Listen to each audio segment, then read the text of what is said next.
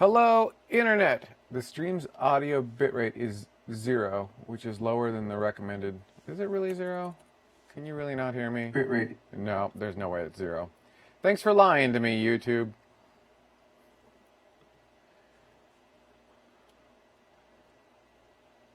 Also, hi. I forgot to update our homepage, so I'm doing that now. The TMRO chat room, which allows us to push things onto the screen, is not working, as you can see, so Colton is working on that. We may just go... Oops. Yes, empty set is empty. Sorry, my bad. Yeah, I know. Empty set is empty. Sorry, Vax. We may just go live without... so we would have chat integration in that we can see you, but we would not be able to push your things on screen. I think that's generally okay.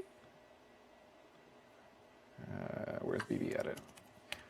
I have a pinched nerve, so sitting is fun. I miss everyone. And, all right. Oh, poo. Save that. Boop. Save that.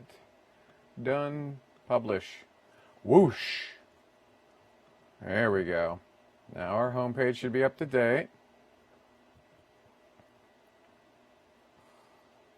Let's just see if chat's up yet. Nope.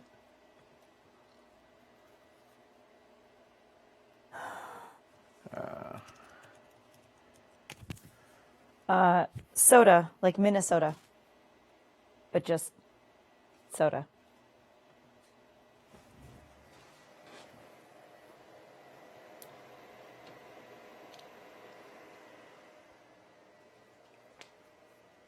Jamie, what would you like on the screen then? I'm sorry? What would you like? I don't know. I'm pinging Colton to see if we can get the chat room up. If not, we could potentially put this chat room up there, like the YouTube chat room, so they can just see the YouTube chat go by. That might be interesting. But we won't be able to, like, highlight anything. Yeah.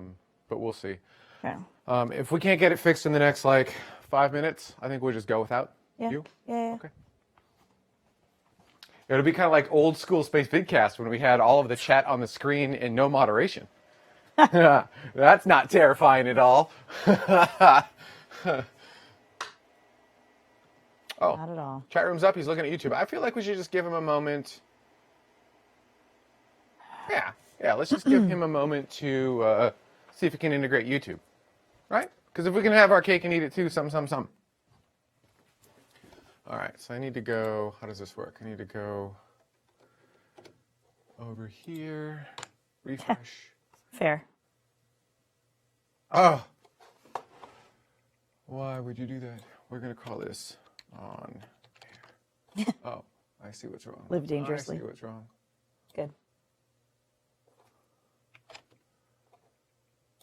Also, I know that she's talking, but I can't hear her. Oh, sorry. Nope, it's okay.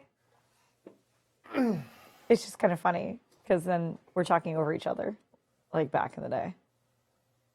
Boop.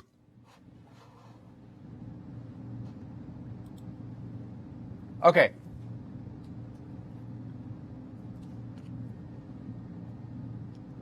Yeah. Assuming we can get it to work, you should be able to go to, like, if you open a new tab, you should be able to go to chat.tmro.tv now. Okay. And let me get this refreshed. Oh. It is amazing how dependent on this chat room we have become. Oh, I know. I mean, we can make it work on the other chat room. It's just, this is so much better. All right, cool. So we can see that now.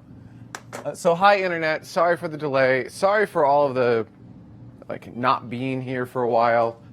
I'll get into that a little bit in the live show. Get this recording. Boop.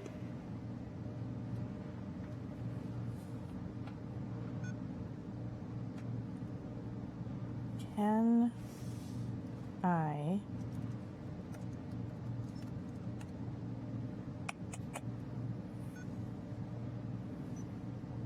Interesting. There you go. That's what I want.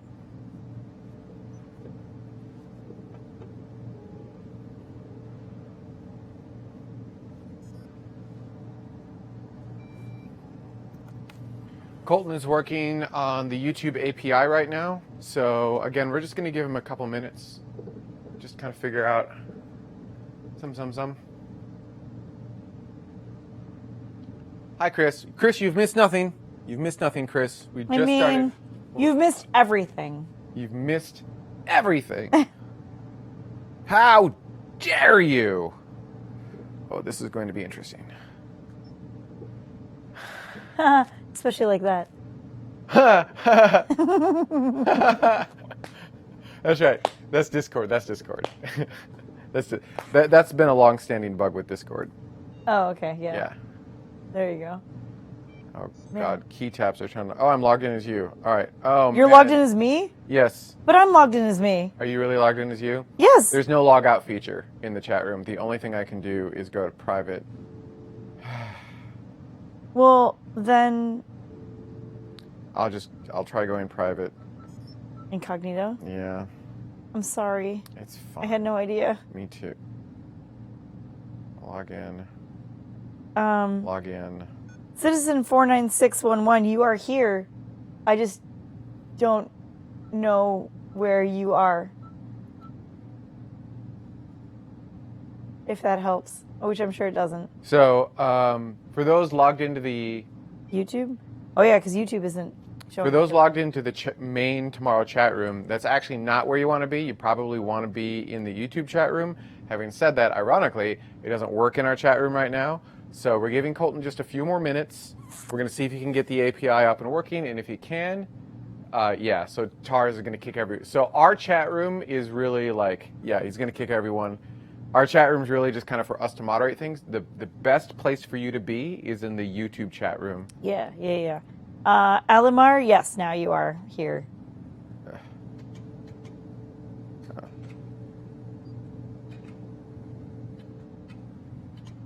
I think.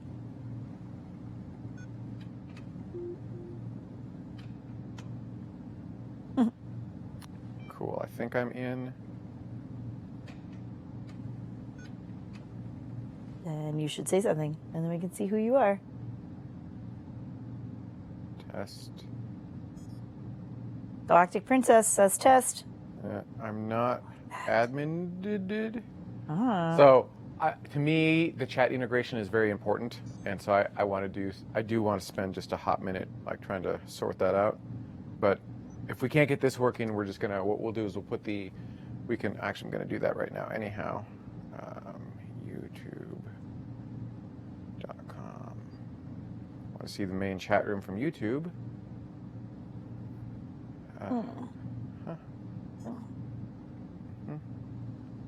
Pop out. Yeah, thanks. Okay, cool. Now I can see the YouTube chat room at least. Can I embiggenate? Nope. Ouch. Pro Smoke Scale says pro con versus a hot versus cold minute. Well, with a cold minute you can always put on more minutes to get warmer, but with a hot minute there are only so many minutes you can take off to get colder. Right. True. So that's cool off. To cool off. Not to get colder. Yeah, to cool off. Like, I mean, there are only so many layers you can take off of a minute. Right. What is that? It's bubbly. Did you want some? Yeah. Did you want me to get it for you? No. Hello, Astro YYZ. Hello, SP123100. No, that's what fine. flavor you want? No, I'll get it. Because I took the last blackberry, so you can't have that. Well, you can. There's some left in the can. Oh, it's not my favorite flavor. How dare you? How dare Blackberry you? is the best flavor. Are these clean? Where? I have no idea. Cool. There's no way these are clean. Okay. Some of those are. Maybe. Really? One of them isn't, for sure. Oh, there are no cups Sadly, left. Oh, I don't there's have one the cup chat. I only have the regular that chat. may or may not be clean. It's clean enough. Of course, she's talking. Lime? Lemon? We're just talking over each other. We're going to do lemon. Great. Oh, apple. Fantastic, actually. This is exactly why you tune in. You can see me struggling and hear her doing whatever the she's doing. I know. It's fine. I get it. You didn't tell me they iced over. Yeah. Really? What are you talking about? Oh, gods. That's terrible. That's not very bubbly. Actually, it is relatively bubbly. Oh, gods. Oh. There we go.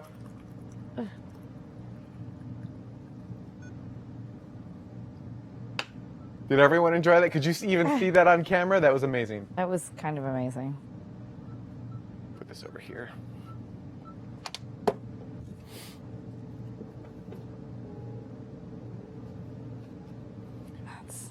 Got to put them on because I'm so bright.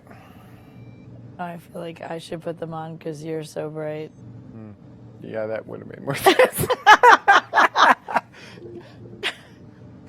I don't know what's happening or why, sincerely. Okay.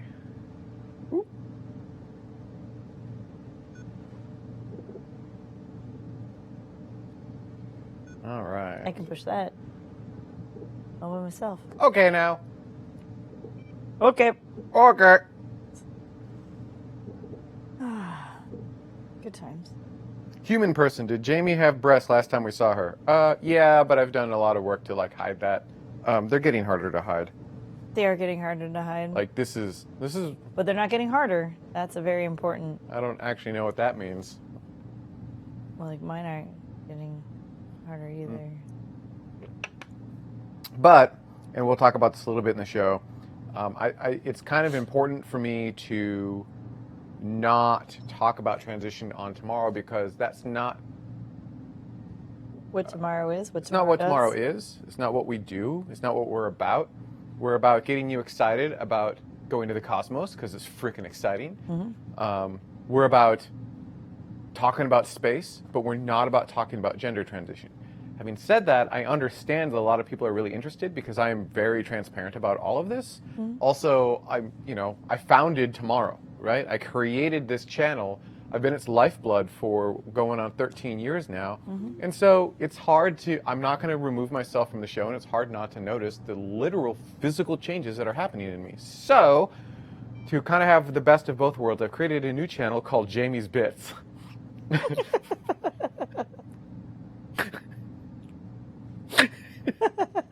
I'm glad that this makes you laugh this much because I just offhandedly suggested this as a topic, or I mean, as a. I was gonna call it cutting off bits. Yeah, but like that was too on the nose, I think. I think Jamie's Bits is hilarious. Anyhow, I've created a new. Okay, cool. So Colton says we're just waiting for YouTube to propagate a new API key. Once that happens, hopefully it will kick in. So I'll just finish this thought. And unfortunately, you guys are going to get this thought again because I'm going to mention it in the show. So if you'd like to follow my transition... Are you going to be able to not laugh when you... I hope so.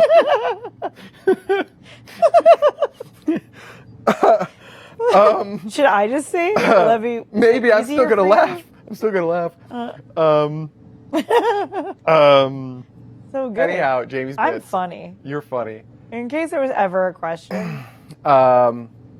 So Jamie's Bits, I'm still going to do AMAs on tomorrow, and the whole goal is not for it to always be me, right? So we're going to bring you on, but you're going to be more comfortable if I'm with you, I think. So I think every AMA you're just here somewhere. Like, you don't have to be on camera with me. I can do it like an interview format. Like, I can just watch the chat room and just ask you. I mean, that might work too. Yeah. So, I mean, every AMA is going to be a little bit different, I think, in format. And it's going to kind of depend on, like, the person and if they're comfortable doing it solo. I enjoy doing it solo. I really enjoy that kind of, like, one-on-one with you, the community. I don't. With no other distractions. I mean, I like you guys, don't get me wrong, but, like... No, but some people don't want that. Well, no, because I think part of it is that I know that if anything goes wrong, I'm SOL, because I'm by myself.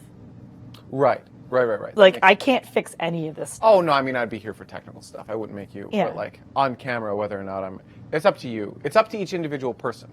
And Dada doesn't like going on camera, which is fair, and I'm not going to force him on camera, but if we can find a way to, like, distract him, I think everyone would like to hear from Dada, too. Distract him. Well, I mean, if you don't realize you're on camera or talking, I think it's a lot easier. But as soon as you've got that camera kind of pointed in front of you, it's really, actually really hard.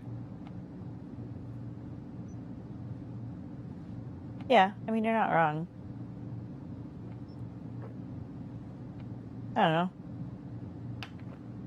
I think it's funny though. So anyhow, if you want, I will do AMAs. I will personally be doing AMAs. I'm targeting monthly, but we'll see on Jamie's Bits. Woo! Chat rooms. Holy crap! Oh my God. Wow. Thank you, Colton. Thank you, Colton. There we go. Woo! Finally. That was so funny. I wish you guys had seen that. That was crazy pants. So we have our own internal chat room that Colton built, and it is quite amazing. I don't think you'll be able to see it. I'm sorry. Yeah, that was really loud. I'm sorry, you guys. Yeah, sorry. You can't see it. I'm sorry. Oh, well, hang on. Maybe if I do much darker, can you see it that way? Not really. Okay, whatever. He built this chat room, and it allows us to do things like press a single button. Can you guys even see the chat? And it renders up on the screen over here. We can do other things, not right now, where I can press another button, it shows up as a thing on the lower third, or we can press and it gets staged into another. It's really freaking powerful. It's really awesome. Fred wants to know, can we see the chat? Yes. Yes, we can. So it's really amazing, and we can work without it, but we don't like working without it, right? I mean, it's kind of the lifeblood of the show. So wait, really quickly, Andy Law asked what the beeping was. There's beeping? Right, that's exactly why I decided to go back to that. Dance. Great. I'll be here. It's totally fine. I'll try not to ruin anyone's ears again.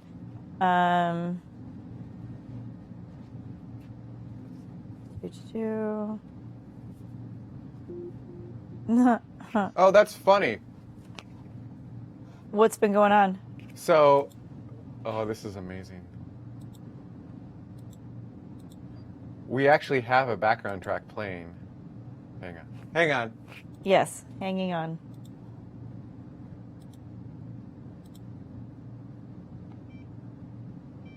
Okay, I think we're good.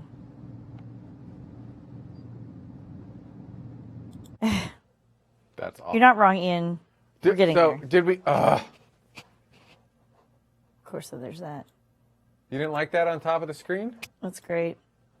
Did we like the background noise chat room? I can't really see their answer. I feel like I should add it back in. Let's see here. What do we got? Red Scorpion says you're fired. Aw.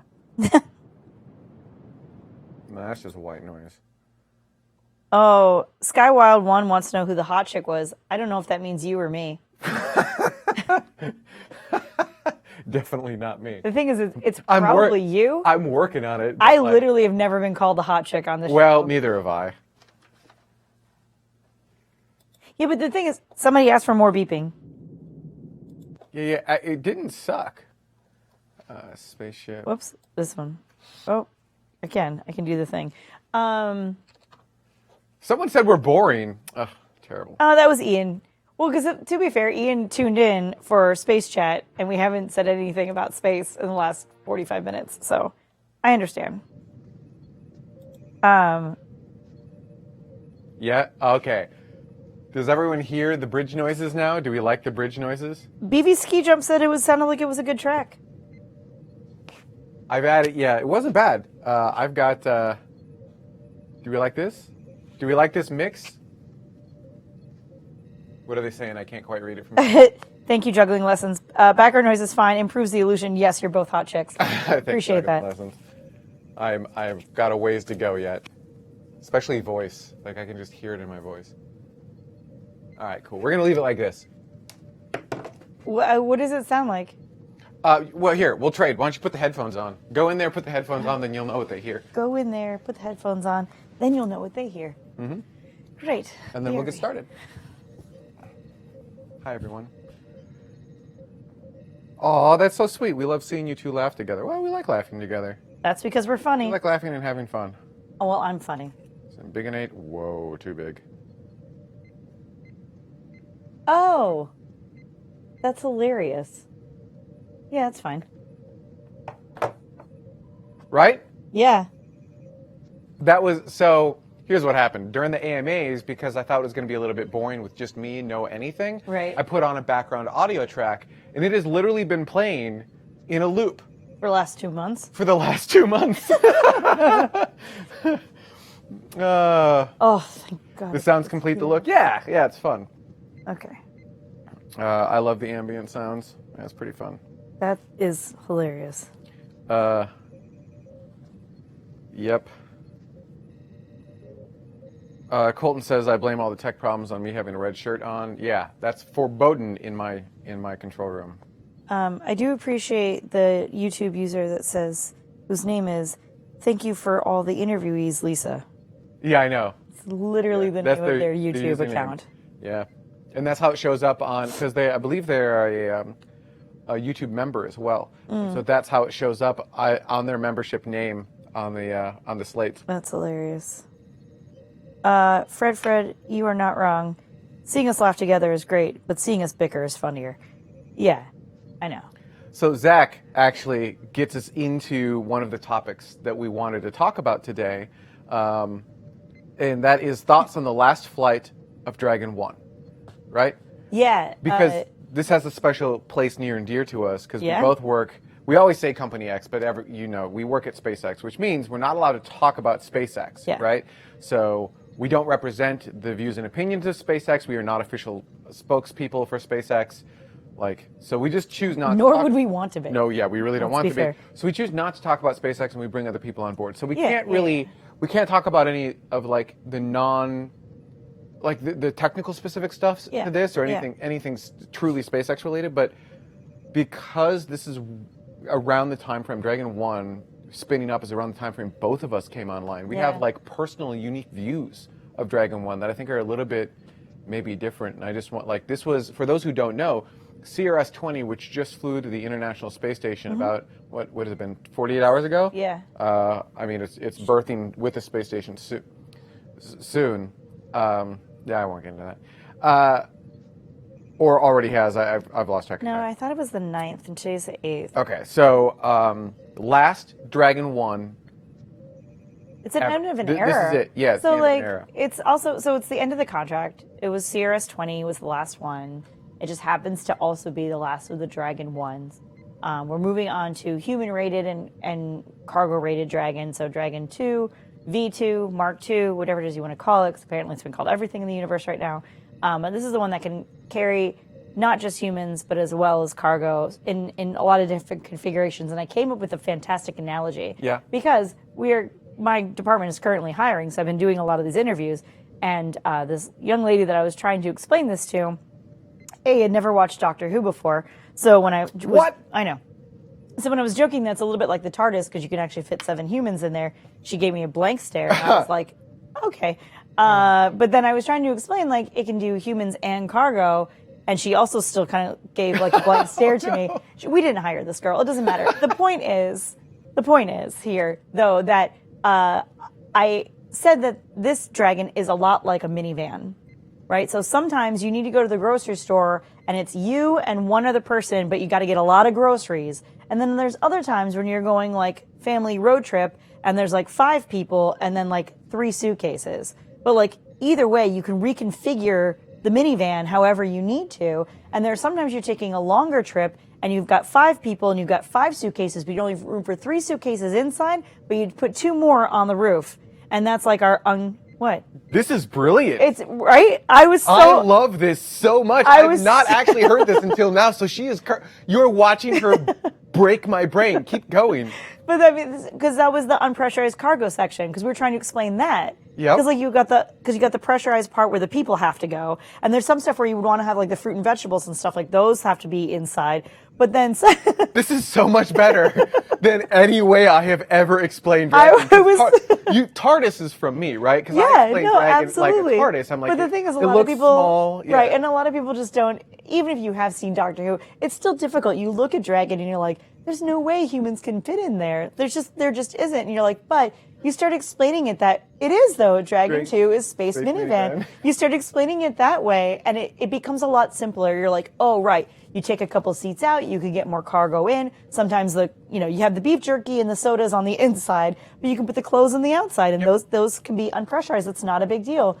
And thankfully she got it then. So questions like this: can Dragon 2 have more than 4 seats now? Though, Yeah. This is where we have to kind of like any technical questions like this, we're gonna have to just skip. Right. Like we can bring on other people who can answer these for you, but they can't be us. Right. But first off, that's brilliant. Also, Thank you. I just want to point out you're hiring. So if anyone wants to, this is the cool thing about space is everyone thinks that Yeah. you need to be like an engineer or a Yeah. rocket scientist, Yeah. and that is very untrue. You're hiring baristas, right? Yeah, I'm hiring baristas right now, as well as dining room attendants. So, I mean, if you are in remote, anywhere close to being food service industry, like there's a whole entire department inside of SpaceX that is hiring. And you're hiring countrywide, I think, right? Or yeah, at least California, Texas. Florida. Yeah, I think maybe also Seattle. I'm not positive. So basically, if you live in the United States and you want to work for SpaceX, check out their jobs posting page Mm-hmm. because aerospace is so much more than just the engineering of the rocket. Oh, absolutely. It's everything because I can't function without my coffee. Right. I bet a lot of people at SpaceX would say the same thing. For sure. And so you would be helping to do that. So For sure. I would just recommend going to their careers page. What is it? SpaceX.com/careers. Careers. Yep. Easy as that. In any case, so there's those sorts of things. So that's a major differentiator between Dragon 1 and Dragon 2. But yeah, we both came on right around the very beginning of the COTS program and CRS missions and what have you. It was one of the first missions that I got to see inside. Dragon? Yeah. Spaceship? Yeah. Yeah. Oh my! I have that funny story on Dragon 2 too. Yeah. So COTS, for those who don't know, that was the contract that SpaceX won along with not Northrop Grumman, Orbital. Oh man, who was it at the time? It was Orbital. I think it was Orbital at the time. Yeah. To fly payload. It was the Commercial Orbital Transportation Services contract. I think that's what it was. Yeah. And that was a contract to basically become the FedEx of space, right? You send your payload up to the International Space Station. SpaceX won that. I got hired just after Falcon 9 Flight 1. Mm-hmm. So this is nearly 9 years ago. Yeah. So I was there for Falcon 9 Flight 2, never Falcon 1, Falcon 9, which was the COTS 2 Plus contract. And that's where there were supposed to be 3 COTS missions. Yep. And then once that part was done, then they would consider it like operational, and they moved to CRS, which is the Commercial Resupply Services. Orbital Sciences, then Orbital ATK, and now part of Northrop Grumman. And now, Northrop Grumman, and so this is why we can't remember what it Orbital, was called at the time. Orbital Sciences ATK, a Space Innovations Division of Northrop Grumman. There you go. I think is what we yeah. what we jokingly call them. Yeah. So. I've been there since COTS 2 Plus, and COTS 2 Plus was the combination of COTS 2 and COTS 3, so 2 different missions that they kind of moved together so that they could kind of push the program along. And I mean, I remember sitting there and working on that basically full time. All I did at that time, we were so laser focused on COTS 2 Plus. At like 12, 16, you remember when I first started. It was crazy long days. Crazy. And it was just constantly working on Dragon and just like this incredible machine that no one had really ever done before. It had always been like the purview of giant governments. So there wasn't a huge, great blueprint for something like this. Did they change it again? Now it's the Northrop Grumman Space Sector?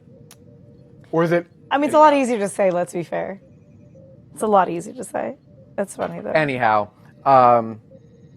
and then I remember the pucker factor of Falcon 9 Flight 2. Yeah. And like, at least in my role, I'm now principal video systems engineer. So, I was responsible for making sure that all of the video worked everywhere, including from the pad to the consoles and from just everywhere, and the webcast. And I was so worried that time came to a halt on that first launch on COTS 2 Plus. And I remember like liftoff through Dragon separation was about a 4-hour event. And then once Dragon separated, I was able to breathe a sigh of relief. But now I'm worried about the space to ground video links and how they're going to perform, and they did pretty decent. And then I think I didn't actually like relax until we were attached to the space station. Yeah, I bet. And I think the entire company was like that at that moment, just kind of like this tense moment of like, Oh, coming You know, is really young. what don't you know? What Yeah. you know? What don't we know? Yeah, What yeah, didn't we yeah. think about? What did we forget? Just like that kind of paranoid, like how can we do this better? What didn't we do? And it went off without a hitch. And so that is my introduction. My introduction into working at an aerospace company is Dragon 1. Mm-hmm. So for me, getting rid of Dragon 1 is a little bit bittersweet. Yeah. Because I love Dragon 2 as well, or Crew Dragon, Yeah. or whatever we're calling it. I've banged my head on it many times. Like, I know, boo-hoo. That's what I said too. Don't worry about it. I literally, I think I bled in Dragon 2 and accidentally. But yeah, I'm going to miss Dragon 1. It was really cool, and those missions were always something special. Just something a little bit more than the satellite missions. Not that the satellite missions aren't important, but there was something just a little more magical about the Dragon missions. The thing that I'm really excited for, though, with Dragon 2, I think it's going to take that magic up a notch, right? Because it's the vehicle that we can send humans on. I think that's going to be pretty cool. I appreciate that this last CRS-20 mission is a refurbished Dragon. She's got her little stamp of approval, so her couple different ISS tattoos on her, which I think is kind of cool. But yeah, I think it'll be interesting to kind of see, kind of like people put on football helmets, the number of like, I don't know, it's a sports thing, so I guess I don't really know. But I just know that, you know, you mark how many times you've been somewhere, what have you. Almost like a passport stamp, I guess it's more like that. So it'll be kind of neat to see the first Crew Dragon with all of her different ISS stamps on it. I think that will be cool. That'll be really neat. Cool. They might have to make them smaller because they're quite large right now. Like, they're really about this big. Would they change the stamp based on whether it's sent crew up or cargo? Ooh, maybe we could change the color. That's a good idea. That's right. Smoke Scale wants to know, can you buy a non-flight capable Dragon 1 capsule as like a backyard shed for or fort for kids? Asking for a friend. Wouldn't that be incredible? It would be, but the number of times that just Jami has hit her head on one, I'm not sure that you want only two. Never your on kids one. tumbling around in one. Yeah, I don't know. To be fair, that was an unfinished Dragon 2. Right? Yeah. That was the mock-up that we had for the release, the unveiling of Crew Dragon. Yeah. And it was like very early stages, and I had to get in and like wire up my infrastructure, and there was literally nothing in there. It was an empty shell, and so you have to kind of like, I don't know how to describe this, but you've got the door opening, and you have to like reach in and grab a handle kind of up, and then like pull yourself through the door and swing in and like jump down, because again the floor is not complete either, so you have a little bit of a fall in there, and if you miss, you go bam on the back of the head. And, you know, it hurts. And I remember, so this is Dragon 2 now, not Dragon 1. I remember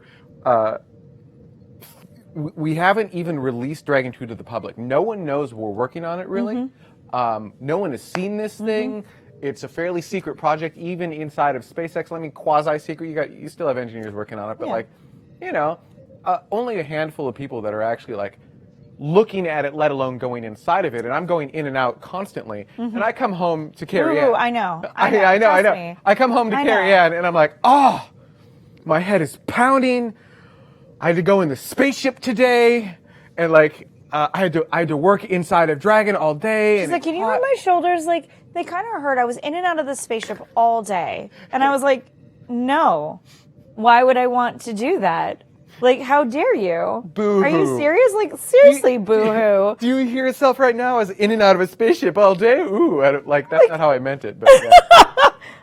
I can't sometimes, you guys. Like, so this is anyhow, just not a thing. Yeah, don't have that problem on the new Dragon. Like, now they actually have walkways into it, and it's much, much easier. And you don't go, like, there's a floor, right? So, stuff like that. Anyhow, someone had asked what you do. I'm the barista supervisor. I saw the question. I'm the barista supervisor. I wish I could bring it up on screen, but yes. Yeah. So, for those who don't know the SpaceX layout, the main coffee bar. Oh, there you go. Thank you. The main coffee bar for SpaceX is literally right in front of Mission Control, and hanging in front of Mission Control is the very first Dragon Hot 1 Dragon. So 001. You are literally looking at serial 001, the very first spaceship that SpaceX ever sent to orbit, all day air day. Mm-hmm. What's your memories and thoughts? Well, on first of all, Dragon she's dirty. She needs to be dusted. She doesn't need to be dusted. They just dusted the leg, thankfully, and I didn't realize how dirty that was. And It's then a it made- rocket factory. Like they kick up dirt. Yeah. Yes, they do. That's funny. Yeah, no. It's, my very first experience of being able to watch a launch from inside the building, because everything else has been like how everybody else sees it, right? You watch it on YouTube, or you watched it on Space Fakecast. Was really, it was really nerve wracking. It was the feeling around it was just so different. It reminded me a lot of watching space shuttle launches. We've had the fortunate opportunity to be able to go down to the media site and broadcast the last few space shuttle launches from there, and that was really amazing. And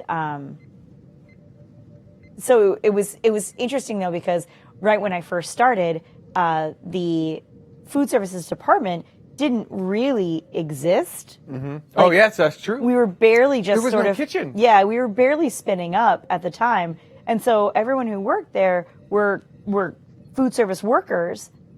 But I was like the only person who was like a space nerd too, or at least like knew a little bit about what was going on.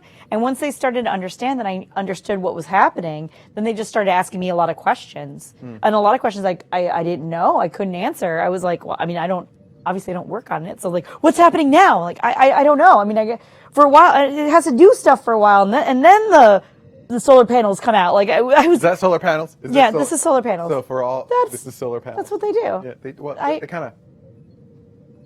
They do Actually, more like. Yeah, one at a time. Yeah. But yeah, no, I was getting a lot of questions like that, and so I firmly established myself as being the space nerd. I think in my department in a space company. Yeah, but I mean in my department because a lot of people just didn't know. It's great though, because then you can kind of see people now, like they know a lot more now, which is really kind of cool. It's been nice to see that growth. But it was really exciting. Thoughts on really, Dragon really 1, like not anymore? I think it's time to a certain extent. Like it's kind of sad that we didn't get to refurbish this one more times and use it for more things, right? She's only been to station twice. This will be her third time. But that's kind of cool that we could do that was like even a thing. This smoke Yeah, show? I did this too early. I'm sorry. Like I meant totally to hit fine. blue and It's I hit totally, red. No, I know. But yeah, we're a little Show, rusty. What is the most popular coffee drink that's served at SpaceX? Oh yeah, you go through like your brewed coffee. Yeah, we go through about 300 gallons of drip coffee a day at one location. We have multiple locations there. It's hard to say. Our menu is kept very small for a lot of different reasons.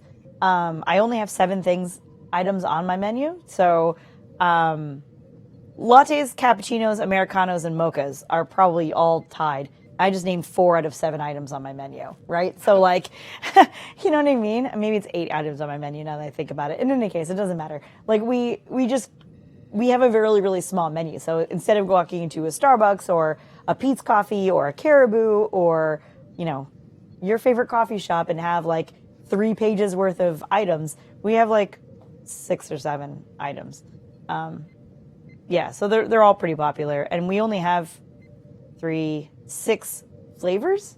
So there's only so many combinations you can make of anything anyway. So I have a fun game I play now, which is when I go down to get a drink from Cariann, I play the I'll have what they're having game. Yep. And so whatever Sometimes the last it drink, backfires. It's great. It backfired last time severely. Whatever the last drink that she made for the last person that was right before me, that's the drink I get. Because the thing is, like, we also have a bunch of different milks as well. So, and that's really what killed you on that one, was the milk.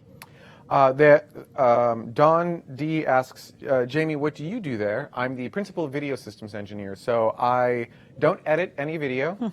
My primary role is taking photons, converting them to electrons, and moving them around the planet. And so that's what I do. So when you're watching the live webcast, I'm not necessarily creating the content of the webcast, but the fact that you can see the webcast and you can see those pad cameras, the ability for us to paint and shade those cameras in the webcast control room, That's all me. So I'm moving video around. I'm working on making sure all of that works so that you can watch things. And then, also, I would say the webcast is maybe 5 to 10% of what I do, and then the rest of it is just, all the other video that goes into a major aerospace company, and there is a lot. Whoops, I missed. I missed again. Catherine says, I'm seriously about to move out of, I believe that's Albuquerque, and go sling coffee at Company X. You should. Like, if this is something you're passionate about, again, I can't stress it. And also, it's not Company X. Did you see recently, Long Beach, every aerospace company and their friends seem to be within like a 1 mile radius. Which is fantastic. In Long Beach. And I was talking to Lisa the other day. I think we both were. And they've got like this really cool hangar bar thing going on over there, where it's just like a bunch of different restaurants in a hangar that has a lot of history. Was it a Grumman? No, it was a not a Hughes hangar. Anyhow, it's just like if it's not just SpaceX. You've got Virgin Galactic, Virgin Orbit. Actually, I'm sorry, just Virgin Orbit. Virgin Orbit, Rocket Labs down there. Blue just opened up an area. I don't know if they're in Long Beach, but Blue just opened up an office that's in LA. SpaceX, of course, is in LA. It's a Douglas hangar. There you go, Douglas. Thank you, Tim. There's just a lot of aerospace in LA, just generally speaking, and they all have different needs. I know that a couple of the bigger companies have coffee and food services and what have you. Like, if that's like something that you guys want to do, there's definitely plenty of openings all over. And you want to work at a space company, that's definitely an option. A human person asks, so is Jamie the person to be mad at when we don't get to see the drone ship landing? To be blunt, yes. At the end of the day, it is a team effort, and I believe we've basically fixed that problem now, for the most part. And again, it was I'm not going to take credit for fixing it, because the final solution that got that working wasn't me. But I worked on that for years, and we tried. You have no idea, and I can't really talk to it, but we tried basically every launch for, I think it's been 4 or 5 years. I've forgotten the time frame. Since we've started landing, I've been trying to solve that, and we tried something new every single landing to get that to work. And and I cannot tell you what allowed us to fix it. I can't really even talk about what causes the problem. It is way more complicated than you probably think it is. No, a buoy won't help. No, you can't do ship to ship. That's all I'll say. Oh, that's funny. In any case. Yep. We got off topic with a little bit, and whatnot. Sorry. Did we have other topics on Dragon 1 or on... No, I think we're good there. It's a good transition point. Because the other thing I wanted to talk about today is... actually, this is a good one. Alamer, any suggestions for where a lifelong space geek who's pivoting from tech support and going back to college for software engineering ought to look to relocate? Well, I mean, if it's software engineering, I feel like Silicon Valley is probably still... Silicon Valley, kind of the Seattle area has got a bunch of stuff, and actually Austin, Texas is another surprising area. Yes. I would say those three. And Austin's great. And I think that was not that there's anything wrong with Seattle or Silicon Valley necessarily, but I think you're right. I think it's a much overlooked city for that kind of thing. And actually, this is what I was just about to get into. Boeing and their failures, another good topic to talk about. And I've always taken kind of an optimistic view of everything, right? I mean, like, we are in this together as humanity, so it's not pro SpaceX, pro Boeing, or anti SpaceX. Like, why do we have to be pro or con a certain company? Why can't we be pro humanity? And if we're pro humanity, then we're also pro Boeing, and we're pro SpaceX, we're pro Northrop, we're pro all of them. We want everyone to succeed because we're not doing enough in space right now. But also saying that, oh no, Boeing's doing great would be disingenuous. They are not doing great. Well, as a company, they will survive. Oh, absolutely. But it feels like they've got major engineering issues. I have been thinking about this a lot because we know some engineers at Boeing. They're scary smart people. Oh, yeah. Ridiculously smart. So, and actually, being pro space doesn't mean you shouldn't be pointing to things that go wrong. Exactly. And so I've been really thinking about Boeing and like what happened here, because it's not just aerospace. Well, I mean, it is aerospace, like the Boeing 737 Max. Right. You know, they had issues with their Starliner, and then they had issues with communications on their Starliner, like literally communicating to us what was going on. There was a lack of transparency, and now they're trying to be too transparent, and like it's like they have just lost their way, and it's like what happened? Because I don't believe it to be an actual engineering issue. And actually, I think Loopy got to where I kind of was going, which is it an operational culture thing more than an intelligence thing, like the shuttle program in 1986 and '03? I think that's it. I think specifically it might be a management issue. So this is all personal opinion at this point, right? And I would love your comment and feedback below, and if you're watching live, let's work through some of this stuff, because we know some of the engineers are scary smart. Obviously, some of the issues are engineering issues, but what seems to have changed is a management shift from building really great engineering components or really great engineering designs from, we'll call that probably 10 to 20 years ago, is when that Boeing of 20 years ago versus the Boeing of today. It feels like it's more centered on shareholder profit and making sure that the people who have stocks get a return on their investment. And so that means minimizing costs, cutting everywhere where possible, not necessarily caring about the engineering, but caring about the bottom line. Oh, that's interesting, because I actually went a slightly different way. Where did you go? Well, I was wondering if they started to get like just literally too big, right? I think there are some times that you hear about some companies that you're trying to retain the best talent all the way around, and so then you hire, for instance, 3 people to do the job of 1 person, and then you start like dividing out the 1 person's job amongst 3 people, et cetera, et cetera, et cetera, to the point where you're so big, you're so bloated, you're so gigantic that like just trying to make decisions on even simple things, you have to get the okay from like 6 different people, and they all have to agree in order to move forward. That like things have just gotten to this like weird glacial pace that you just are unable to move at all. You're not dynamic, you're not flexible, because you have too many cooks in the kitchen, effectively. See what I'm saying? Yeah. That could be it too. I mean, I hadn't actually taken that approach either. And I was gonna say, I like you. It's an interesting theory. It's not something I had even thought of before. And then, so you're saying too big, and then I'm wondering if, kind of spinning off of that a little bit, it's complacency, right? So when you have years and years of success, which, to be blunt, let's remember, Boeing has had decades of success. Oh, absolutely. Right? Their failures. That's how they got to where they are. Recent issue, yeah. Yes. They've had failures too. Like, let's not pretend like there were no issues in the past, but like the major failures of recent are fairly recent. So maybe they just got complacent, and it's not just Boeing that got complacent. It's also in part NASA's fault on oversight. They admitted it in a recent conference. It's not just something mere spacemen say, it's something that NASA themselves say. Yeah, it could be one of those things of like, look, they've been doing well for so long. Like, we're friends, right? I'm sure you'll get it. No big deal. This, that, and the other. Like, we don't know about that new guy, but fine. Like, I'm sure you'll figure it out. I'm not going to worry about it because you always do. That could be oversight. It just makes me wonder. The chat room is really big on McDonnell-Douglas merger and saying it was actually the McDonnell-Douglas management coming in that broke Boeing, which could be true too. Interesting. So I think it's easy for folks to think engineering issue.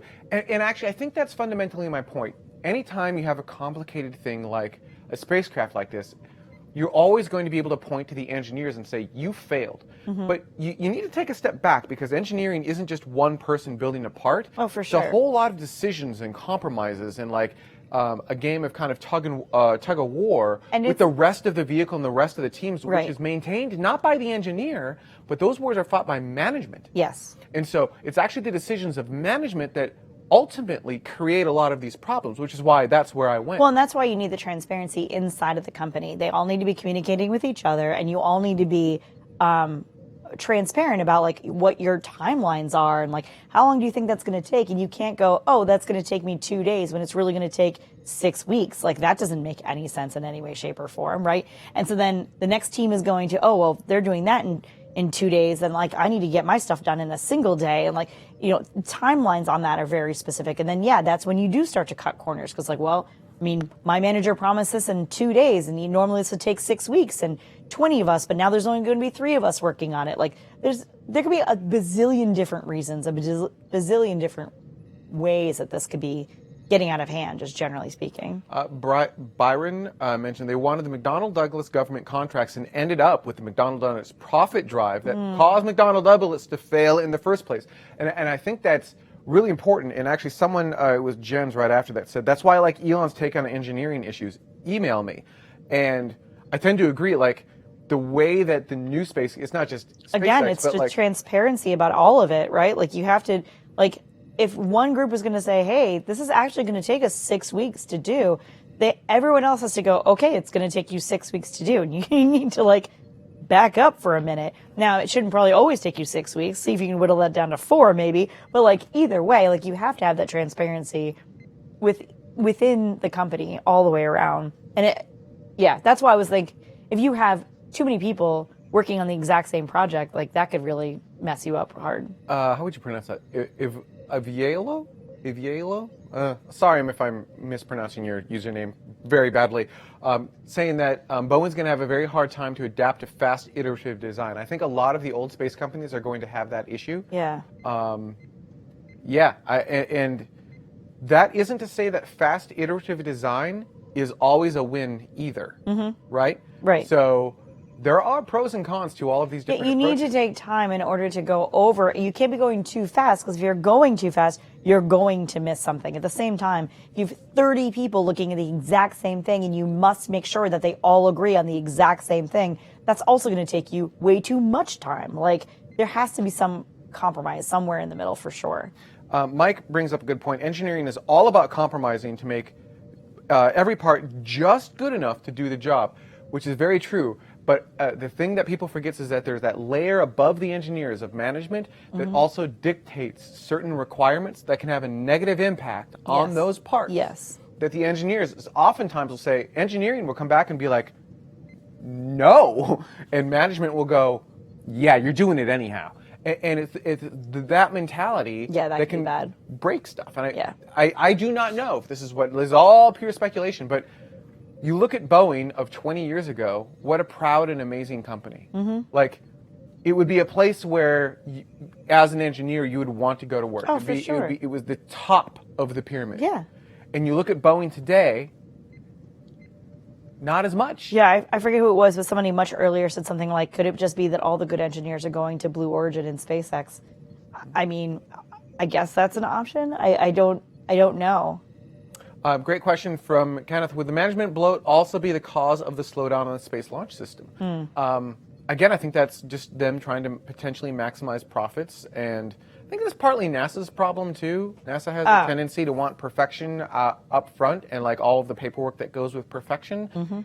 I think another entity that will struggle with iterative rapid design is NASA. Like, that is just not how they think. That's not how they work. Right. To them, failure is not an option. You Right. cannot fail. Right. And as soon as failure is not an option, your program's going to take forever, and it's going to be very expensive because you're not allowed to fail. Right. And for all the other new space companies, all of them, SpaceX, Blue Origin, Masten Space Systems, Virgin Orbital, I'm missing a bunch, Rocket Lab, like, just keep going, right? Failure is an option. Yeah. Don't fail at your primary mission. No. But like, fail on the ground, fail early, fail often. Yeah. Figure it out, fix it, move on. Fix it, and move on. Yeah. Yeah. And Yeah. that is not how NASA works. And that same culture exists at Boeing, in my opinion. I know that culture exists at NASA. I do not know for sure it exists at Boeing, but it may. It feels the same. Sure. You know? So now we're pivoting to Space Launch System. I'm wondering if, at this point, if the Space Launch System will ever be used for human spaceflight due to the growing launch options in the coming years. Awesome Astronaut makes a really good point on that one.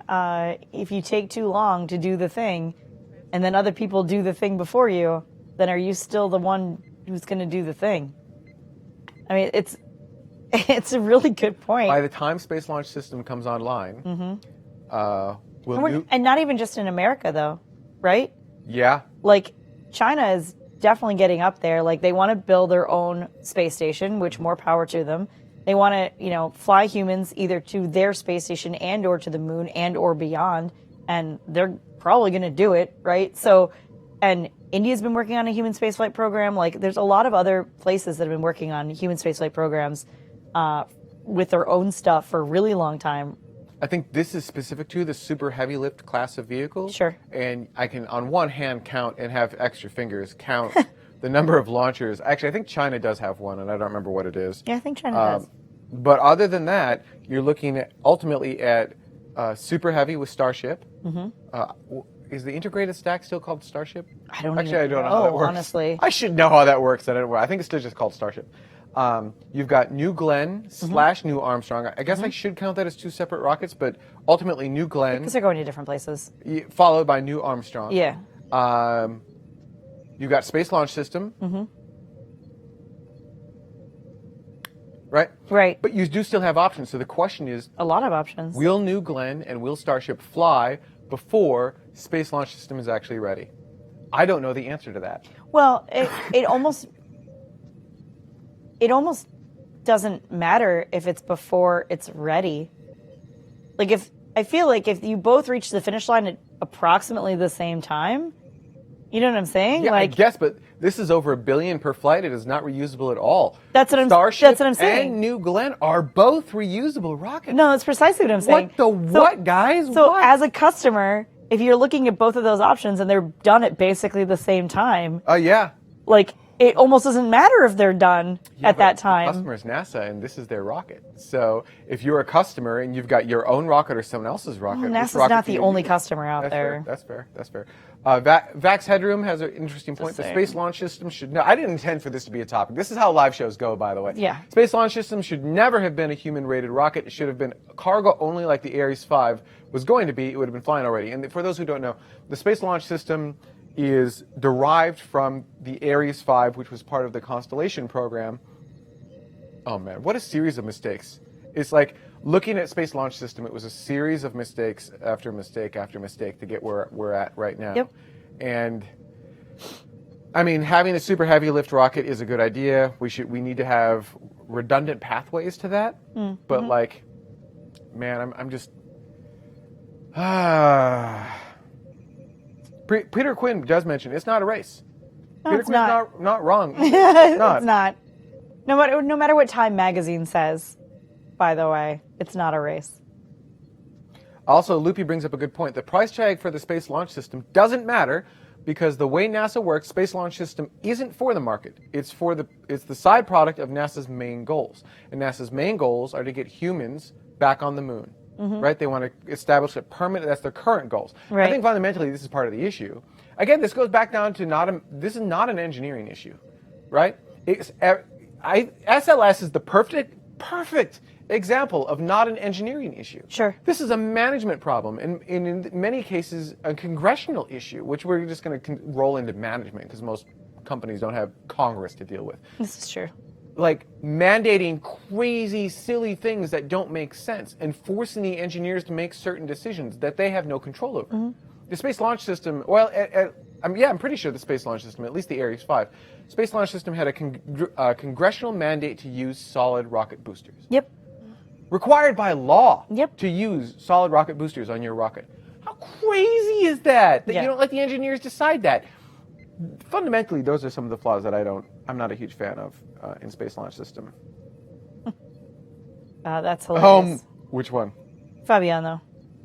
I feel that Space Launch System is now like a poker table. The stacks are so high and it's harder to leave that table. You could be right. Could be right.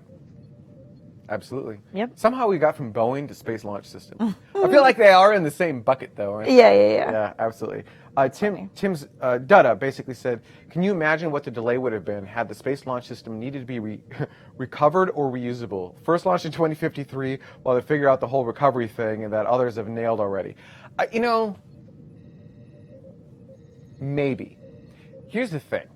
NASA does have reusability. Well, they have refurbishability down, right? NASA had the space shuttle. I'm not a huge fan of the space shuttle. Sorry.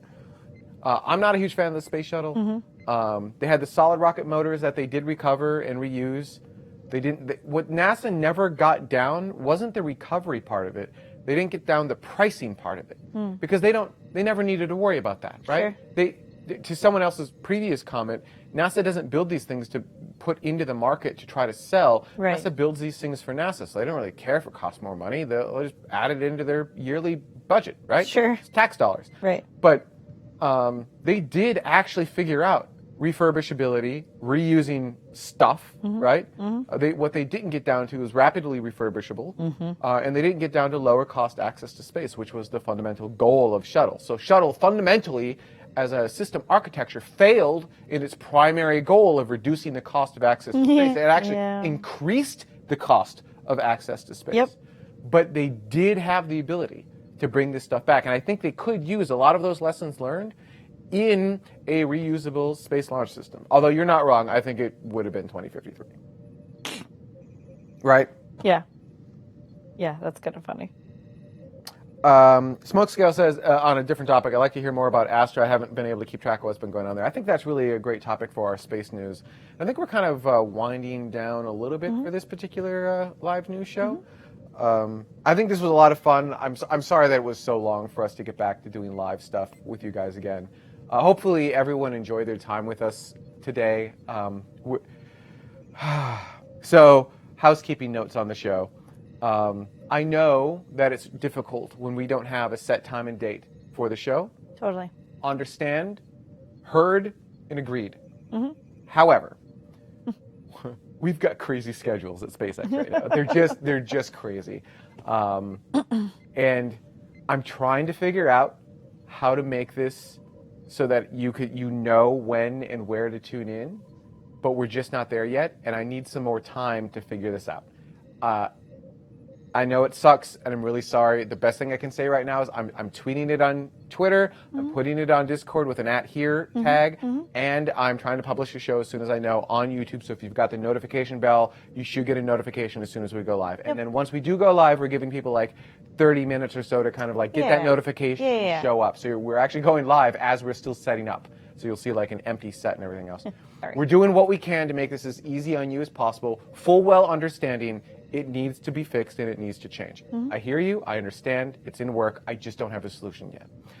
The second housekeeping note I wanted to make was, we've been doing Ask Me Anythings with me. The goal is to get those going with as many people as possible, right? So I want to have AMAs with you, I'd love to have it with Jared and Jade, Lisa, everyone associated with the show, I think should be able to sit down and just have, and these AMAs go on for hours. They go on for however long the host is able to sit there and however long you guys have compelling content. Weight is worth the quality of the show. Well, thank you. I hope you guys enjoy the slightly updated format of the live shows. So the AMAs. I've been doing the last few AMAs. I'll probably do one or two more. Part of the AMAs, because I'm undergoing a gender transition, like half to 2/3 of the AMA have been focused on gender transition, and that is not what tomorrow is about.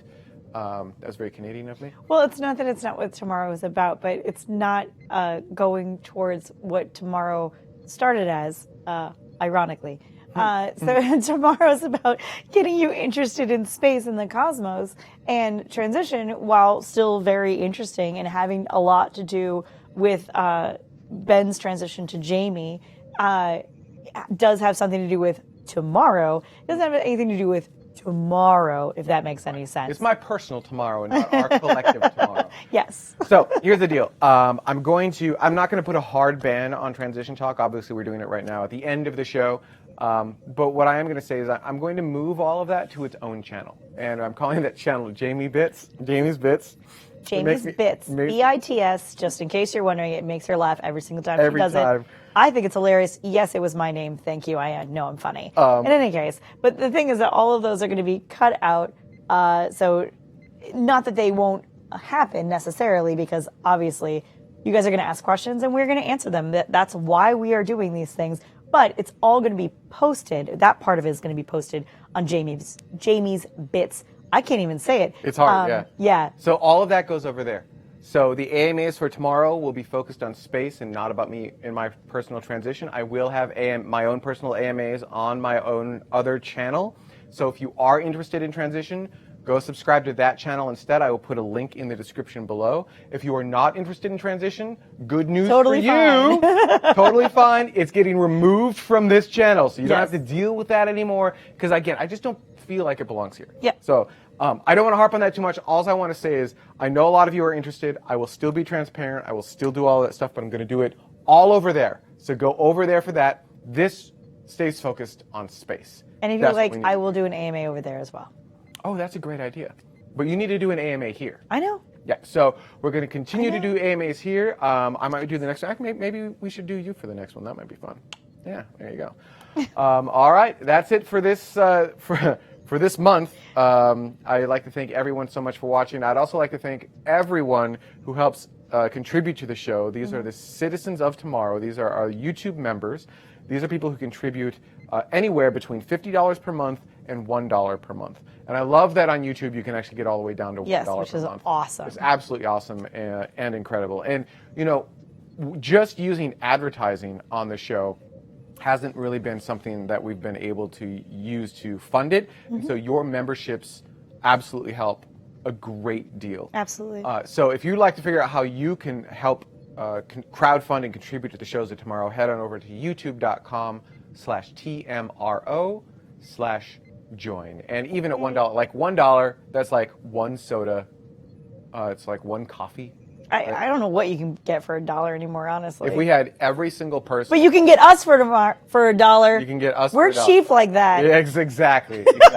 or whatever dollar value you think it is worth for you. One final note: we are going to try sometime in the very near future rolling in an advertisement from a third party. So we're going to have a quick little thing. We're just trying it out. It's not like a permanent thing. I just want to see. Because we are trying to keep the show funded because it takes money to keep the lights, keeps the station on orbit, right? Quite. So, we're going to try that out. I love your constructive feedback on that. Let me know what you actually think. The first group or the first advertiser we're looking at is NordVPN, and they've got kind of a little special deal, like you get 70% off of a 1-year membership, and then it's VPN service, so you actually do a bunch of really cool stuff. So still kind of contemplating all of that, but yeah. I'll buy that for, hang on, I got to push that to the screen. Boop. I'll buy that for $1. Anyhow, yeah. All right, I'd like to thank everyone so much for watching, and we will see you in about a month. All right, now we need to do a quick cold open. Yay! Yep. I love cold opens. Okay. I have no idea what I'm going to do. Bye. Thank you for fixing the chat room, Colton. It helped a lot. Yorjaman, it's nice to see you. Hang on, let me put the It didn't feel like a good time to logo up on the screen. bust in on all of that. So, Yorjaman, it's nice to see you. Cut. I know. We don't have a director right now. As you notice, Detta's in the chat room, or was. Andy Law, tattoo trouble. Yeah, so Jamie has been getting a tattoo laser removed, and it's extremely painful. Extremely painful. So that's what's going on with that. Yeah, that sucks. The laser tattoo removal. I'll add Yeah. that onto Jamie's bits. So I'll show you pictures. I've also got some interesting images and videos, like they did a little bit of video in the last electrolysis session, including them unable to work the bed, which was hilarious. And then I've actually got an interview that I did last June, I think it was, with a friend of mine that I'll be posting shortly. So there's no content on the channel yet, but you'll see it soon. Oh, was that June? Mm-hmm. Gosh, I thought it was earlier than that. Yeah, I did too. But was that's like only 2 May. months. That's only 2 months into transition. Yeah, no, I know. I just, Well, that's because we started talking about it in May. maybe that's why. Anyway, Okay, so what do we do for this? we talked about Dragon 1, Boeing, and for some reason SLS. What's today's date? 8. Well, this is... All right, ready? Almost? Yes. Welcome to tomorrow. I'm Joe.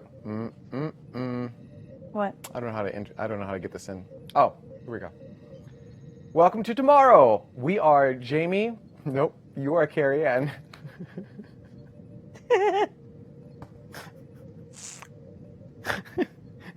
We are Jamie and Jami. People are just going to think you said Janie anyway. Yeah, probably. That's all right. I'm Jami. Jammy. We are all Jammy. Oh, I wish I could put that to the screen. We are all Jami. Yeah, Chris Ratcliffe. Thank you.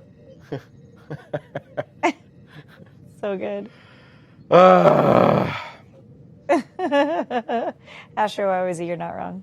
Welcome to tomorrow. We are Cariann and Jami Higginbotham. We will be your hosts for this show. This week we had a really fun, live, interactive conversation with you, the fellow space nerds. We start off by talking about Dragon 1, its final mission. Memories. Exactly, the memories of Dragon 1. We then moved on to Boeing and what in the world is happening over there. And then somehow that kind of led us into the Space Launch System. Yeah. Like that was just organically sort of happened. People were like, also this. So if you're a space nerd and you're interested in all of the space geekery, stay tuned because tomorrow begins right now.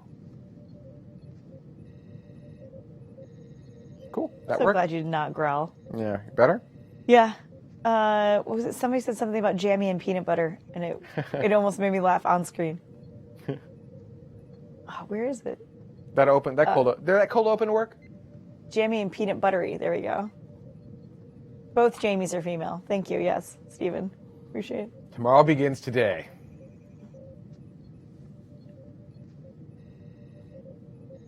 Now everyone get drunk. Yay! All right. Oh, all your base are belong to us. We are the Borg. We are the Borg. We are the XBs. Oh, there's a tear for that one. Thank you, Kennison. Red Scorpion's confused. Should we just want to stay on the really air surprising. for the next 8 minutes? Andy Law, you are not wrong. Sure. All right. 8 We minutes do more for- of random questions. Whatever you guys got, ready, go. All right. Red Scorpion thinks this is fun, even though they don't know what's happening. So that's always good. Always good. Oh, Cathra. That's funny. All right. How's the weather up there? Good. How's by you? Up? You don't even know where we are, I mean, we're kind man. There you Well, Red Scorpion was already confused, so like, why ask? Picard is an intense show. James Johnson, you are not wrong. I love Picard. I love that show. I think that is some of the best Star Trek to come out in years. I know not everyone loves it, but I'm really digging it. It's like the best part of Star Trek and the best part of like story arcs, like season-long story arcs, all rolled into one. First Choice Sailing must have only watched your AMAs because for some reason they're calling you Jami and I am woman. Wait, which one? First Choice Sailing. Hi, everyone. Hi, Jami and woman. And then they changed to Jamie, which is fantastic. I like I Jami. still don't have a name. I like It's Jami fine. and woman. It's totally fine. I should have introduced the show. Welcome to tomorrow. We are Woman and Jamie. Oh, that's good. No problem, Richard. No, First Choice, you're fine. It was funny. It does not matter to me. Thank you, Cathra. Catherine said, to be the woman. It's International Women's Day. Congratulations. Not yet. I'm trying. I'm working on it. All right, you can participate. No, see, actually I have a hard time with that. Okay, 'Cause, it's like you are an ally, though. I'm an ally, yeah. Right. I would hope so. I mean, some people aren't, so That's there's fair. that. That's fair. Not saying, just saying. No, I mean, so, yeah. Thank you, Andy. That's pretty good. I could celebrate. Oh, that's funny. That's pretty funny. That's I really like that. I good. could celebrate half the day. Oh, my goodness. That's hilarious. We're here to space. You up. Sprocket. No, that's Yeah, I Sprocket know. says, yeah, No, yeah, I know. yeah. But that's what it made me think of because it was funny. Red Scorpion is locked out of their car, so that's bad. Oh no. That's some time. Sorry, Apparently. Red Scorpion. That's why you should get a Tesla. You can unlock your car with your phone. If you need to, yeah. Yep. It's very convenient, not gonna lie. Yep. Unless it doesn't work, and then it's a pain in the ass. Yep. That's true. That's true. That's very true. Oh my goodness gracious. Wait. Hold up. And now we dance. Uh, That's what we're looking for? Sprockets? oh, it's itching. I'm at that phase. Aww. And I should not itch it. You shouldn't. No. Good job. I feel like the internet has stopped talking. We have 4 minutes left of open Q&A. Doesn't matter. Nobody wants anything. Yep. If you have questions or comments about space, now is the time. Yeah. Oh yeah. Oh, I felt for Riker. I felt for their whole family. Yep. There's the son. Man, I don't want to spoilers, but I know. yeah, Yep. the character that we never got to see. Yeah. Like you never see this character, and yet you feel for them. Yeah, I'm not a huge Will Wheaton fan, but his little after the show talk, like, he nailed that conversation. Mm-hmm. Absolutely nailed that conversation. Mm-hmm. For sure.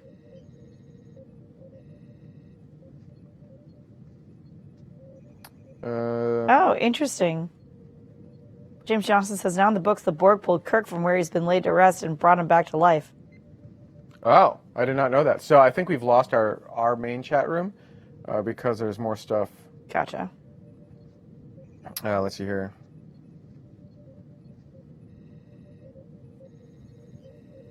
Richard's Workshop says, I cannot wait for the Company X 20-kilometer flight. Me too.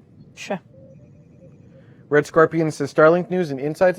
Due to our employment at Company X, we don't really talk about news or insights like that or anything that... But I am excited about Disney's Space 220 restaurant. Yes. Supposed to be opening in April. If you are a space nerd and a Disney nerd, which I know a bunch of you are, go to Epcot sometime in 2020. They're opening a brand new restaurant next to, for all attractions, Mission Space. So you get into Centrifuge, spin yourself around real and then quick, you go eat. and then you go eat. That's, or better idea, the other way around. Other way around, yeah, exactly. Fantastic. But it's basically, it's like this set, essentially, but in restaurant form, embiggenated with, like, moving things. They call it 220 because you're supposedly taking an elevator to space. And so it's 220 miles, excuse me, 220 miles up. But you do have to take some kind of elevator, which I think is just cool anyway. But they're going to make it look really cool, which is interesting. We were just at Walt Disney World, and it was supposed to be open when we were there, but it was not, which made me sad. Yeah. Yeah, but that looks like it's really cool. It's all enclosed, and all of the windows are like this, but with screens. We couldn't afford screens. We just have a sticker. Alamer says, which is preferable in a latte if you can't do dairy? Soy milk, almond milk, no, or something else? Something else. Oat milk. Particularly from the brands of either Pacific or Oatly. Pacific has a barista blend that is really nice. It has a little bit of grapeseed oil. I think it's grapeseed oil or canola oil, something like that, to help with the thickener. Oatly also has almost all of the thickeners they use are some sort of oils, but they usually add very, very little fat, just generally speaking. But the mouthfeel, particularly on Oatly barista blend, is very similar to whole milk. It's also much more workable like whole milk is. It does have a little bit of oat flavor, of course. The almond milk is not bad. That it's also like cardboard. No. Who's the expert? Thank you. Almond milk, if they have it, should also actually any coffee shop you go to. Thank you. All the alternate milks should be barista blends. If they're not, they're just simply not designed to do the thing that baristas want to do with them. And then the flavor profile on them is not quite correct. So Pacific has a really great array of all different kinds of alternate milks, a whole bunch that I haven't had really a chance to work with, but they have a hemp milk that is lovely. It's a barista blend. I've tried their almond milk, their soy milk, their oat milk, their coconut milk, even though barista blend is not great, it's okay. So generally speaking, if you can find oat milk, go with oat milk. Even when it's not barista blend, it still has a nice thickness to it. Again, it has kind of an oat flavor, so if you're not really a cereal fan or into that sort of thing, then maybe not. But like almond milk tastes like almond. Soy milk, I think, across the board is basically just crap. Like if you have to have it, but the mouthfeel on it is okay. It has a weird sweetness to it. Has kind of an aftertaste to it that I'm really just not a fan of in any variation. The other one that I would recommend, depending on like where in the world you are, is that if you can get your hands on macadamia nut milk. There's a company called, I think it's Milkadamia, if I remember correctly, and their stuff is effing top notch. Like really great guys. All the macadamia nuts come from Australia, actually. But then they're ground and they've got the milk that comes from that. Macadamia nuts are already like a really, really fatty nut. So I don't think they actually have to add much of anything to it. It's also really nice and workable. It's not quite as heavy as a whole milk is, or as oat milk is, but it's like got a 2% kind of feel to it. Has its own sort of natural sweetness, but not too much that normally pulls off or like freaks out in a coffee. I think soy milk sometimes like you put it in a coffee and even though you don't want a sweet coffee, it still tastes sweet. Yeah, that's oat milk for sure. Almond milk, if it's a barista blend, should be okay. But macadamia nut milk is pretty freaking sweet. Hemp milk is nice. It also has an interesting nuttiness to it. It's somewhere between an oat and an almond because of the nuttiness to it. That's kind of nice. But yeah, does that help? Yeah, no, they loved every moment of that. Specifically, I could go when on. you shut me down. Chris Radcliffe wants that turned into an anime gif. Where, like they were all like the internet loved that moment. Because what happened was what you had was Almond Breeze almond milk, and it's not a barista blend. It's just straight up almond. Was it made with cardboard? So the thing is, again, and that's actually sweetened, by the way. That was sweetened almond milk, but it was unflavored. So a lot of these milks, you can get them unsweetened, you can get them sweetened, you can get them flavored, you can get them flavored and sweetened. Like there's a whole bunch of different kinds, but particularly when you're talking about lattes and cappuccinos and that kind of stuff, you want to use a barista blend. And the reason for that is the workability and the mouthfeel. Mostly the workability, because the barista wants to give you a heart or a leaf or some sort of design. Like that's what we live for. Do you understand? Like you live for the heart. You do live though. for the leaf. You do. You don't just want to make a great tasting cup of coffee, which you do. But once you got that down, you also want the entire experience to be good. I want to be able to hand that off to you with some sort of design that I did with my own hand that I think looks good, that you think looks good, that you know that I made this specifically for you. It's like livable art, right? Like it's like a bouquet of flowers. Like it dies. As soon as you sip that art is gone then. But I want you to enjoy it. I want you to enjoy the entire experience. So any sort of milk that's a barista blend is what baristas should be using. That being said, there are some milks that are not barista blend that you can work with, and a good barista will be able to get an Almond Breeze, just straight up the stuff you can get at Target or Walmart or wherever, just regular almond milk. You can get that to make designs. It is possible. It's a pain in the ass to do, and it's not just about the design itself, because even if you can steam the milk to a certain point where you get the nice texture on it, but maybe just you are not trained well enough to know how to make a design. But that's what you're looking for. You're looking for that microfoam. You're looking for that particular bubbles, those texture to create a pseudo mouthfeel to a certain extent, right? That's the whole thing. Is like whole milk is the way to go. Who doesn't freaking like whole milk? I mean, I don't, because it doesn't like me. But like that's not my fault, right? Like that mouthfeel and that texture and all of that experience is like what coffee's about, as far as I'm concerned. Maximilian agrees. Says cow milk is best with little cow emoji and says moo. Moo. Yeah. We can't push anything in. If you could ran do out of API. The thing is, like, if you if you really like milk, if you like dairy stuff, and whole milk is like good, but switch to Breve, which is steamed half and half. That stuff, that's unreal. Like that. I wish I could have that every single day of my life. Should I try that next time I'm down there? So it's next time I get a so coffee good. from you, will you make me a breve latte? Sure. All right. It's so good. Okay. So good. All right, one last question. We're over time, but Yes. one last question Yes. for you. Yes. Loopy Dragon asks, Yes. Cariann, what's the most ambitious design you've done in a coffee? Have you tried anything spacey? So spacey things are difficult for a number of different reasons. One of which, Planet. right? I mean, so you can make a dot. That's cool. You can make a galaxy, right? Like that's what you got to work with. Trying to make things that have points that don't have, like trying to make like the TMRO logo, for instance, would be a whole bunch of bullshit. Like it's just it's just You just not made a. Emery sad. He really wanted you to make this. I know, I bet, and it would be really cool. I can make it a general approximation, but it would be such an abstract variation of our logo, like it would just be sad all the way around. Just those really fine points and multiples of them in that kind of way is really, really difficult. No, the most ambitious thing that I have tried lately, and it's really sad that I'm even saying this, is like some of those tulip designs where you have like a leaf here and then a dark space and then another leaf here and then like a heart or a leafy kind of thing up here.